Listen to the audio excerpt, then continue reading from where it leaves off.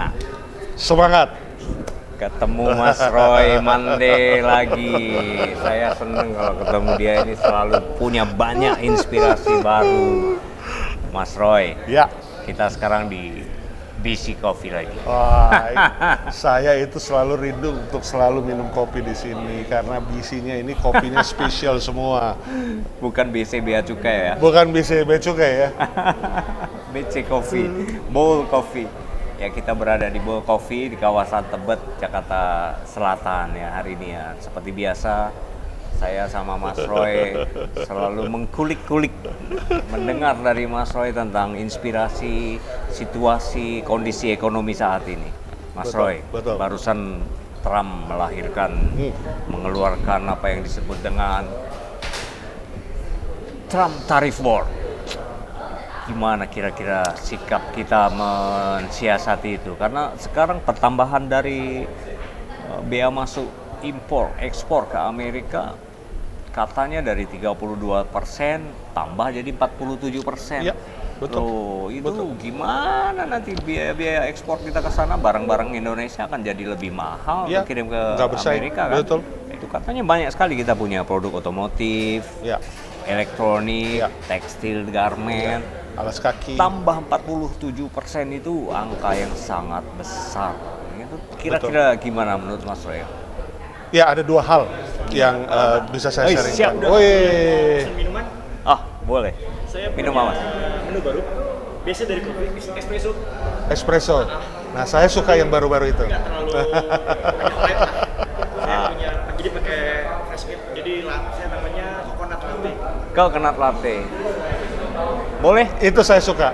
Nah, Lagi saya punya menu baru juga namanya red notice. aha. Itu biasa dari homemade tea. Aha. Isinya dari fresh strawberry, Aha. pakai nata de coco. Ah, Oh. boleh bikin dua dong? Mau yang satu mau yang satunya mau coconut latte atau Saya red notice? coconut dulu karena memang saya selalu cari coconut di sini. Coconut coffee. Coconut coffee. Kalau saya yang red notice. Red notice. Thank you Mas Riki. Terima kasih. Riki ini bartender senior di Bowl Coffee, Mas. Nah, kembali ke Luar biasa. urusan Ya. Trump tadi. Jadi Gimana saya memandang ada dua hal. Satu adalah kita harus menyelamatkan produk-produk yang terkena imbas akibat terjadinya Trump efek ini. Tadi Mas Danang sudah katakan tekstil, alas kaki, Alas kaki. elektronik, ya itu kan semua terimbas. Ya. Jadi bagaimana caranya? Caranya ya kita harus mencari market baru. Justru momen sekarang ini cari market baru untuk produk-produk yang terimbas. Ya. Itu menjadi PR. Dan itu yang kami melihat, kami mengharapkan pemerintah itu jangan 60-70% itu ngurusin yang masalah-masalah efek itu, karena memang itu kan Udah given lah. udah given ya, udah terjadi. Justru sekarang mikir bagaimana memindahkan yang market yang tergerus itu. Gimana, udah ready? Wah, keren. Man, thank you Rick. Oh, ini minuman namanya Red Notice. Keren. Ini warnanya saja juga sudah menggiurkan. Thank you Mas. Makasih ya. Nah, kembali Nah, ke situ. Bagaimana kita mengarahkan ke market lain? Betul, market lain. Non Amerika. Ya, Atau orang sering sebut non tradisional market. betul. Saatnya untuk mengkaji ulang perwakilan-perwakilan kita yang ada di negara. Duta besar, Konden. Duta besar atas perdagangan, ITPC, Oh, iya. Indonesia Trade Promotion Center. Momen sekarang, saya sudah pernah dengar bahwa pada masa kepresidenan yang lalu sudah ada KPI. Tapi Apa sejauh KPI buat APDAK, buat duta besar, buat perdagangan. ITPC supaya mereka meningkatkan ekspor. Tapi sekarang pertanyaannya sederhana, Mas Danang. Siapa yang mengevaluasi keberhasilannya? I see. Ada nggak evaluasi? Kemudian kalau tidak tercapai, Nah, apa konsekuensinya? ada reward and pergantian punishment dong. yang kita Ada nggak tahu ya. punishment and rewards dong. Nah sekarang punishment and rewards-nya nggak kelihatan, evaluasinya nggak kelihatan. Lalu bagaimana dengan hasilnya yang kita mengharapkan? Ngerti. Kemudian Yang kedua adalah ketika kita berbicara mengenai produk-produk yang tergerus, kita harus pindahkan market saat ini momennya. Kemudian yang kedua adalah jangan lupa untuk domestik kita. Ya, market domestik kita tergerus oleh barang-barang impor yang udah jadi. Tekstil, garment, sepatu, elektronik, ya, semua sudah membanjiri market domestik Market kita. Indonesia. Bisa dibayangkan sekarang dengan penetapan 245% dari ke China, Ya. ya, tarif yang mahal sekali. Tidak tertutup kemungkinan karena memang China sudah di-ban atau sudah dengan tarif yang besar itu, mereka akan masuk ke Indonesia. Mereka akan masuk ke Southeast Asia, apalagi ada suatu pernyataan yang kita sudah dengar tentunya bahwa impor sekarang terbuka bagi siapa saja. Statement Bapak Presiden Prabowo di Sarasehan Ekonomi. Yes, impor terbuka bagi siapa saja. Kemudian kedua, market China ya tentunya sangat tinggi sekali membayar tarif sehingga tidak kompeten, tidak bisa kompetisi di sana. Masuk di Indonesia, lalu bagaimana mas produk lokal kita? Ya, bagaimana memproteksi industri kita kalau marketnya tergerus barang impor? Barang impor sudah pasti lebih murah. Kenapa bisa lebih murah? Karena ada subsidi dari negara, Negara produsen. asal. Kemudian, Iya. kemudian masuknya dalam jumlah bulky. Yang memang kalau bulky itu tentu perhitungannya cost of fund-nya jadi lebih murah. Nah, bagaimana dengan persaingan kita dalam negeri? Nah, ini kan kembali lagi. Jadi, bagaimana memindahkan market, new market dengan cara-cara baru, tata kelola yang baru, dan yang kedua, bagaimana mengamankan pasar dalam negeri. Betul. Oke, pasar dalam negeri ini menjadi PR-nya pemerintah Pak Prabowo saat ini ya. Bagaimana kita sedang mengalami situasi sulit dengan US karena eksportasi ke US pasti akan tergerus. Dan kita harus menciptakan market baru di dalam negeri. Yes. Tapi Mas, yang tadi market non tradisional tadi gimana? Ya. Bagaimana? Apa situasi sekarang? Ya, market non-tradisional justru sekarang masih menjanjikan sebenarnya. Tetapi kan kembali lagi, mesti diurai. Mesti ada prioritas. Mesti ada satu kesepakatan bersama, ada pemerintah di situ, ada pelaku usaha di situ. Ya, kemudian juga ada akademisi, silakan saja untuk memproyeksikan, untuk memprediksikan. Kemudian ya mengambil langkah konkret. Jadi tidak bisa pasar non-tradisional ini sifatnya hanya sebagai euforia. Sekali-sekali saja kita mikirkan pasar tradisional, non-tradisional.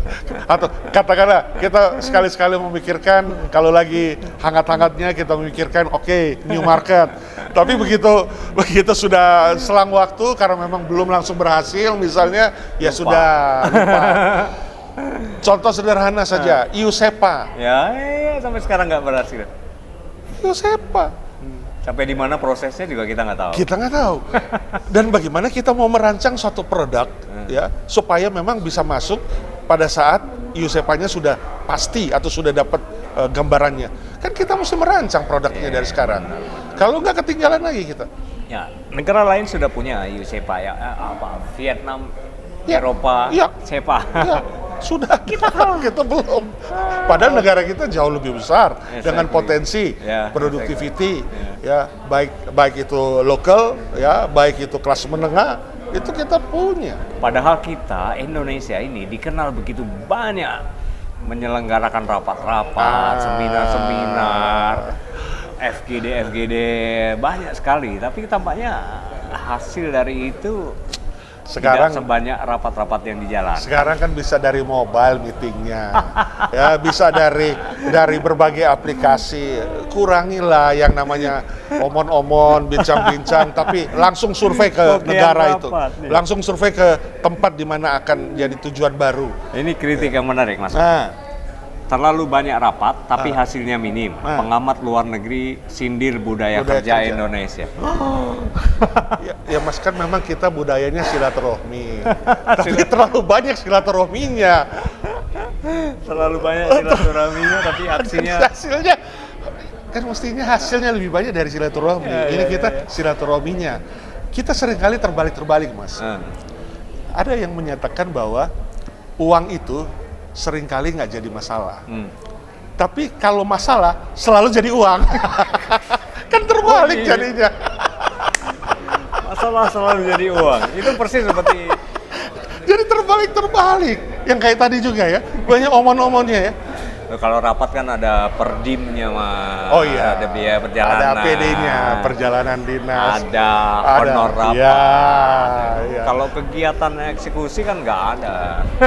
Padahal kan yang kita harapkan pelaku usaha atau rakyat sendiri juga menginginkan, udahlah uang kecil jangan diurus lah. Uang yang menengah, uang yang besar, yang punya menghasilkan devisa, menghasilkan dari ekspor, peningkatan ekspor, peningkatan UMKM naik kelas. Ayo kita mikirkan itu. Ya. Kemarin terakhir di berita banyak muncul tentang ide Bapak Presiden untuk membuat koperasi seluruh kecamatan di Indonesia. Macam mana itu, Mas? Ya. Ini pandangan ya, opini ya. Saya boleh tanya lagi. Ada nggak histori koperasi di Indonesia yang berhasil? I don't know. Saya ambil contoh. Yang sudah berhasil misalnya koperasi di negara-negara Skandinavia. Koperasinya menghasilkan susu, ya, mulai dari peternakannya diatur, mulai daripada pengambilan susunya, mulai daripada packaging, ekspor dan sebagainya. Ya. Itu yang unggul itu adalah dari koperasi. Nah, Indonesia bagaimana? Maksud saya mau bilang begini. Ini juga seringkali yang menjadi lucu-lucunya negeri kita. Ya, ini maksudnya kan kita memberi opini ya, supaya ada perbaikan. Kita kan berharap tata kelolanya dulu diurus.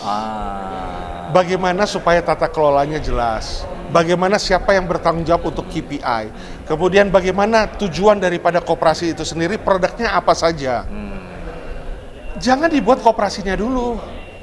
Dibuat koperasinya dulu tapi tata kelolanya belum tahu. Nyusul. Kemudian jualan produknya, mau menghasilkan produknya apa? Nanti sambil jalan. Pengurusnya, ya tahu sendiri, kalau koperasi kan kolektif kolegial. Ya. Tidak ada presiden direktur kan di koperasi. Artinya apa? Semua sama level. Kemudian nanti bagaimana, siapa yang mengambil keputusan atau mendorong kalau tidak ada tata kelolanya, tidak ada kompetensinya terhadap usaha yang akan dilakukan. Jadi koperasi bisa menjadi sistem tata kelola koperasi bisa menjadi penghambat dari kemajuan. Ya karena kan pasti ada alokasi dana yang harus diberikan kan. Nah alokasi ini kan bisa switching sebenarnya untuk kewirausahaan. Yang langsung tepat saji, tepat sasaran. Dan responsibility-nya jelas. Responsibility jelas bisa diukur. Saya kasih contoh saja. Kalau ditanya apakah koperasi itu bagus, saya bilang bagus. Tapi harus dibangun dari tata kelolanya dulu. Tujuannya, produknya apa, marketnya apa. Bukan bangun koperasinya dulu, baru pikir gimana tata kelolanya, baru pikir gimana uangnya, baru pikir gimana produknya, baru pikir gimana marketnya. Nah, ada yang paling top share. Sekarang kita sampai di bulan April ini hampir sekitar sudah 40.000 kalau tidak salah angka yang PHK. Melanjutkan dari 2024 sudah hampir 80.000. Ya. Masif. Jadi plus minus lah. Memang banyak program yang direncanakan. Yang dicanangkan, tapi kan program itu baru direncanakan dan dicanangkan. Baru omongan politik. Lumbung pangan. Kemudian juga koperasi juga katanya mau menarik ya dan lain sebagainya. Oke, itu semua bagus. Tapi kembali lagi, yang paling dibutuhkan oleh yang PHK adalah apa sekarang? Pendapatan. Pekerjaan dan pendapatan. Yang cepat. Supaya apa? Supaya daya belinya juga bagus. Nah, ketika pemerintah mau menaikkan daya beli, bagaimana caranya meningkatkan daya beli? Mesti kasih pendapatan dong. Nah, yang ter-PHK ini misalnya kita buatlah program kewirausahaan, misalnya warungisasi. Warungisasi? Yes. Yang ter-PHK ini, ide keren ini. Yang ter-PHK ini, kita support ya, supply chain-nya supaya barangnya jelas bisa diperdagangkan dengan harga yang wajar. Kemudian kita juga support akses modalnya. Kan ada undang-undang perseroan yang harus mengucurkan CSR, ya baik itu BUMN maupun swasta. Nah ataupun juga banyak bank yang bisa memikirkan untuk hal mikro. Kredit mikro. Yes.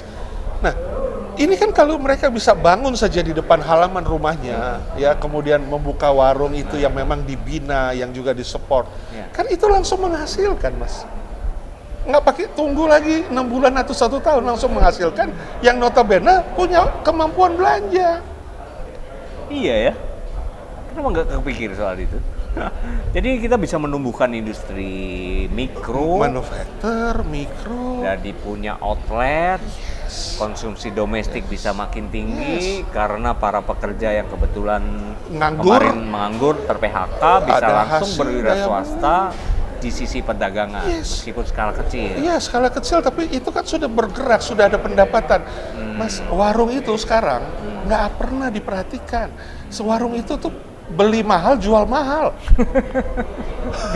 Beli mahal gimana? Mereka hanya beli misalnya nih ya, air minum kemasan hanya 1 kotak Ya, atau 2 kotak lah. ya. Nah, bagaimana mereka mendapatkan harga yang terbaik ketika hanya membeli 2 kotak? Oh. Berarti kan mereka membeli mahal pasti. Ya. Kalau mereka beli misalnya 1000 kotak, nah itu kan pasti akan ada Diskonnya rebate, ada spesial, ada margin top, ada back. Ya. Tapi kalau cuma beli 2 kotak ya berarti kan beli mahal pasti. Nah, Penjualnya? yang bayar siapa beli mahal itu? Masyarakat kan. Iya. Oke. Ini kalau bicara sama ahli retail, pendekatan berpikirnya ya ke arah sales, trade, dan bagaimana itu bisa menguntungkan buat Semua pihak. semua pihak dan masyarakat kecil bisa. Jadi retail tidak boleh dianggap sebagai industri besar yang punya banyak cabang gitu ya. Tapi dari individu di komunitas itu gitu ya, Mas. Jadi bagaimana negara hadir di masyarakat itu bagaimana sih? Ya, Ya, kita harapkan negara hadir itu bukan karena setiap ada kunjungan kerja kemudian dia anggap sebagai negara hadir, tapi bagaimana masyarakat merasakan. Ya, warung merasakan tidak beli mahal dan tidak jual mahal. Karena kalau jual mahal, yang beli kan masyarakat juga. Ini contoh yang banyak booming di kota Jakarta, warung Madura. Nah itu gimana Mas Roy lihat? Warung Madura sudah bagus karena mereka lengkap. Ya. Semua Barangnya kebutuhan lengkap loh, ada. Mas. Yes. Oh, Hanya itu retail mart itu betul. saing loh. Hanya tinggal dibina, di literasi aja yang bagus supaya saya ambil contoh. Bagaimana cara menjual LPG tidak dekat dengan jualan Indomie, mie instan. Nah, nanti mie instannya jadi rasa minyak tanah atau rasa LPG. Jadi bagaimana pengaturan tata kelolanya? Bagaimana pengaturan supaya merchandising-nya menarik? Nah, itu kan perlu literasi. Jadi mereka juga punya suatu view yang lebih modern, view yang juga lebih enak dipandang, lebih nyaman. Tata kelola, tata kelola kita seringkali kekurangan di dalam hal masalah pemikiran tata kelola. Supaya warungnya bisa tampak lebih modern, nggak terkesan kumuh. Ya, nggak terkesan kumuh, kemudian akhirnya persepsi bahwa ini barang-barangnya bagaimana ya, apakah juga barang-barang up to date ya dan lain sebagainya. Nah ini kan harus ada yang memikirkan itu. Ya, benar ya. Tidak ada di salah satu kementerian atau dinas yang ngurusin edukasi kayak gitu untuk warung-warung, Mas? Ya semuanya kan pasti kalau ditanyakan itu pasti semuanya juga akan berusaha menjawab. Ya kita 3 jawabannya. Akan. Kedua, sedang. Ketiga, akan, sedang. Mudah-mudahan Berhasil. Lu kalau kedengeran Menteri Koperasi dan UKM bisa di kita wah, kalau gitu kita minum dulu dong. Ya, sudah dibuat luar biasa begini harus kita minum. Luar biasa. Thank you, Mas. Mas Unggul masih kan? Jadi ini satu pendekatan baru, Mas Roy. Bagaimana kita bisa melihat bahwa usaha dagang level kecil, warung, itu kalau dikelola atau diberi literasi, edukasi yang lebih baik itu akan menjadi perputaran ekonomi yang cukup kuat ya? Itulah untuk meningkatkan daya beli. Bukannya kita bagaimana caranya supaya impor bisa masuk, kemudian kekurangan barang karena importnya misalnya bermasalah dan oke, itu satu sisi supply, kita bicara supply. Tapi kan the bottom of the economic is talking about the demand. Exactly. Ketika kita deflasi saat ini, kita sudah deflasi 2 kali, 0,48 kemarin Februari. Itu kan berarti terjadi pelambatan Karena harga-harga menurun. Kalau dibilang menurun. Yes. Kalau dibilang karena, ya ini kan deflasi karena memang diskon listrik. Ya. Sekarang yang namanya diskon listrik itu, berapa sih yang menerimanya? Kan watt tertentu kan tidak ada diskon. Kalau saya di atas 900 watt kan tidak ada diskon. Nah, nah, kemudian juga misalnya ini juga saya melihat upaya diskon besar-besaran yang didorong oleh government untuk di warung, di toko lah atau di retail lah. Ternyata hasilnya sekarang tidak, tahun ini kita merasakan bahwa kita bisa hanya single digit saja pertumbuhannya. Ini karena apa? Karena tahun lalu bisa sekitar 16-17%, sekarang 8-9% pun sudah bagus. Karena apa? Masyarakat menahan belanja. Jadi ada 3 segmen masyarakat, satu yang atas sekarang belanjanya terukur. Kemudian yang kedua menengah, sekarang restrain. Karena mereka takut kehilangan pekerjaan dengan kondisi ekonomi global ataupun domestik. Mereka nahan belanja. Kemudian yang ketiga, ya pasti daya beli masalahnya, isunya. Pasti. Nah, berarti kan ini menempati porsi hampir sekitar 82% loh. Yang tengah sama yang bawah. Kan piramid kan? Betul. Yang tengah sama bawah 82%, sisanya yang atas. Nah, sekarang bagaimana untuk menjaga yang bawah itu, yang menengah itu? Itu jumlahnya sangat besar. Makanya kemarin kita coba meminta untuk dikaji ulang yang namanya diskon pesawat dan diskon tol. Apakah yang menengah ke bawah naik pesawat? Apakah yang marginal itu punya kendaraan untuk dapat diskon mudik? Mereka bayar tusla, naik bus akap, tuslanya naik. Jadi yang untuk kalangan yang bawah justru naik tuslanya karena hari libur. Ya. Tapi kalau yang kalangan atas malah didiskon. Malah didiskon karena tiket pesawat dimurahin. Iya ya. Dan coba kita lihat sejauh mana tepat sasarannya. Sayang, nggak dinikmati oleh seluruh lapisan. Oleh karenanya kemarin mudik turun 24%. Hampir 50 juta yang nggak mudik. Karena apa? Ya mereka di level yang memang nggak bisa merasakan juga apa yang dibilang diskon-diskon itu.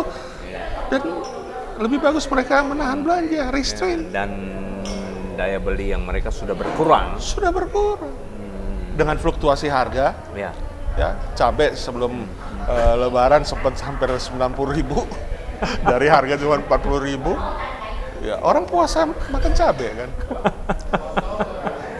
Contoh sederhana, memang di situ ada masalah produksi, kita ngerti. Tapi kan ini kan berulang. Ya, terus menerus. Ya. Teknologi pangannya sejauh mana? Itu kan mesti dikaji. Ya, tapi pemerintah kan selalu bilang inflasi terjaga dengan baik. Tapi nyatanya barang-barang kebutuhan dasar menaik luar biasa. Baru kali ini kita mengalami situasi biasanya Ramadan itu inflasi. Iya. Tapi sekarang kita deflasi. Analisanya gimana itu ya? Kok bisa satu anomali baru yang ya kan? Luar biasa ya. Ya memang akhirnya kita memprediksi memang belum keluar sih kuartal kedua punya growth of economic ya. Bisa mungkin sekitar 4,8, 4,9 kita yang di kuartal kedua ini. Dan ini kan akan berdampak kepada full year.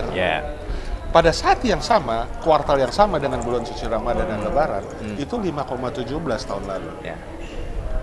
Menurun. Kalau saya pinjam istilah, melambat. Melambat. Kalau kata-kata menurun itu seringkali membuat dampak euforia yang lain, jadi melambat saja. Memang repot. Evaluasi Mas Roy tentang berjalannya pemerintahan kabinet Pak Prabowo dan 60 hari nih. Ya, betul. 60 hari, udah 6 bulan. Ya. 100 hari yang lalu, evaluasi muncul bahwa kebanyakan berbicara bahwa kabinet Merah Putih tidak melahirkan regulasi-regulasi baru untuk melindungi industri dan mempertahankan pertumbuhan ekonomi. Tidak ada peraturan-peraturan baru yang dikeluarkan selama 100 hari pertama. Ya. Sekarang udah mendekati 6 bulan. Dan tampaknya juga tidak ada regulasi-regulasi baru yang dikeluarkan oleh kabinet Merah Putih untuk mempertahankan industri kita, malah justru PHK begitu Yes. masih Yes. terjadi. Yes. Dan kemudian yang kedua ya ada serangan tarif Trump. Ketiga, kita juga tidak berhasil mengatasi importasi barang-barang Ya. masuk. Yang keempat, masalahnya sekarang adalah pertumbuhan Ya. angka tenaga kerja lebih tinggi daripada serapan tenaga kerja Betul. di sektor formal. Betul. Artinya banyak sekali angkatan kerja kita beralih ke sektor informal. Informal. Nah, analisa Mas Roy gimana Ya. di situasi ini? Ya, kalau saya melihat ini opini ya yang bisa saya bagikan. Pertama adalah kita ini dalam suasana atau situasi pemerintah yang ada tentu kita apresiasi. Tentu. Tapi subjektifnya, tapi objektifnya kan yang kita kritisi untuk supaya ada perbaikan. Tentu. Ya. Jadi kalau kami melihat ini banyak yang namanya disebut sebagai model atau cara uji coba. Trial and error. Bahasa bekennya itu Pemerintahan sedang melakukan trial and error. uji coba. Uji coba. Ya, kita kalau mau urutin tadi yang tadi poin-poin Mas Danang katakan, itu kan satu kenyataan yang kita hadapi Ya. di depan media, informasi dari media, televisi, apapun berita, bahwa misalnya nih, misalnya kita mengapresiasi makan bergizi, itu untuk anak-anak kita Program sendiri. MBG. Ya. Tapi kan sekarang terjadi polemik, ternyata ya kondisi-kondisinya tidak kondusif, tidak berjalan sesuai harapan. Ya.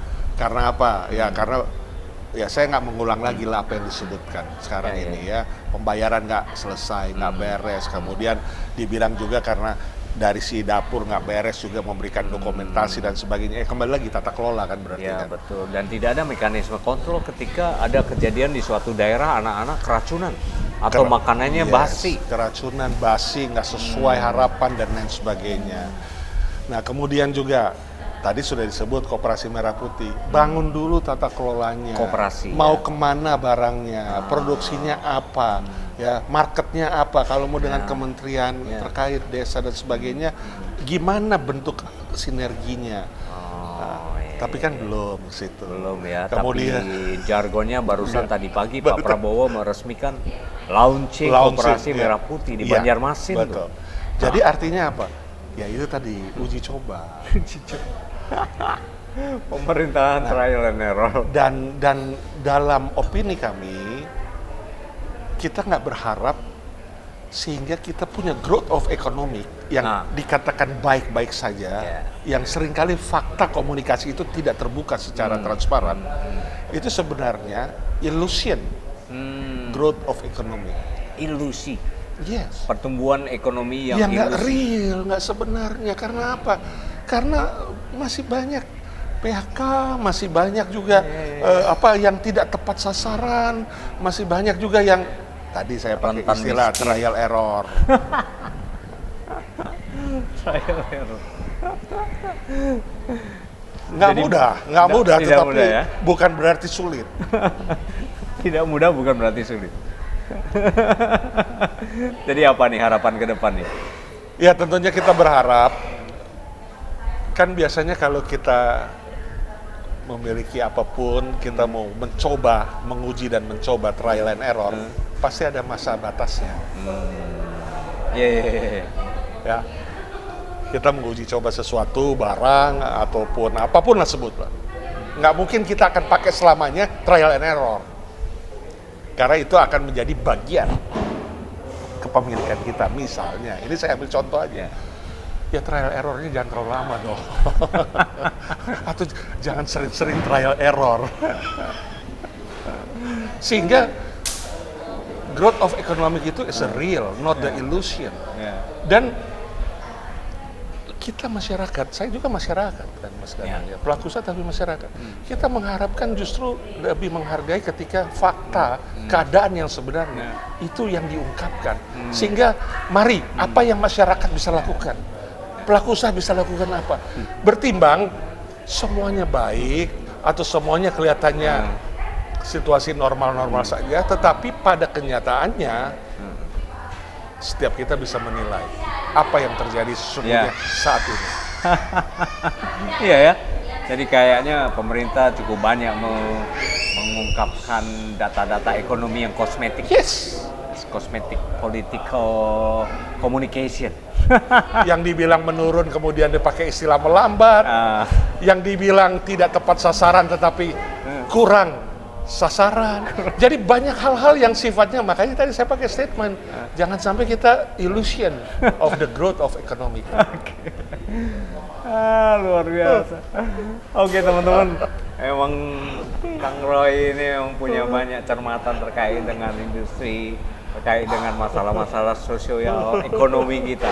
Tapi kita akan kembali lagi dalam beberapa hari ke depan untuk punya dapat banyak insight dari Mas Roy, terutama soal program warungisasi. Ya. Ini menarik sekali. Bagaimana pendekatan manajemen retail yang modern tapi diaplikasikan di tingkat masyarakat. Bagaimana manufacturer bisa tetap Bagaimana jualan produk, manufacturer bisa PMI bekerja sama melalui outletnya. supply chain ya. Last statement Mas, soal warungisasi Mas, ini menarik sekali. Bagaimana ini bisa menjadi jalan keluar daripada pemikiran koperasi yang akan dibangun sekian 80.000 koperasi di Indonesia. Dengan 400 triliun ya. Dengan 400 triliun anggaran. Ya. Jadi ada istilah bagaimana kita melihat sesuatu dengan cara sederhana. Not That is the complicated. point, ya. Yes, not complicated. Not euforia. Dan not ada embel-embelnya.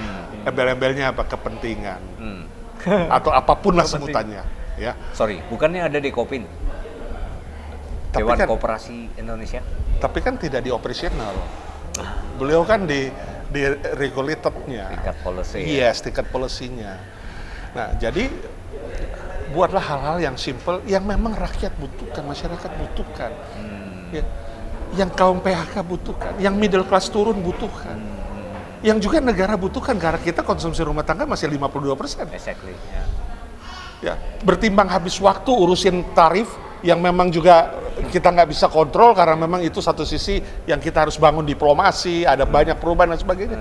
Ya, berpikir sederhana aja, mencari market baru, mempercepat USEPA, membuat supaya duta besar, ADAK, Punya ETPC kinerja trade. punya kinerja yang diukur, kalau tidak capai lewat, ganti. Kalau perlu swasta yang memimpin ADAK, swasta yang memimpin ITPC, tapi didampingi sama kementerian terkait. Karena ada unsur birokrasi. Dibuat competition.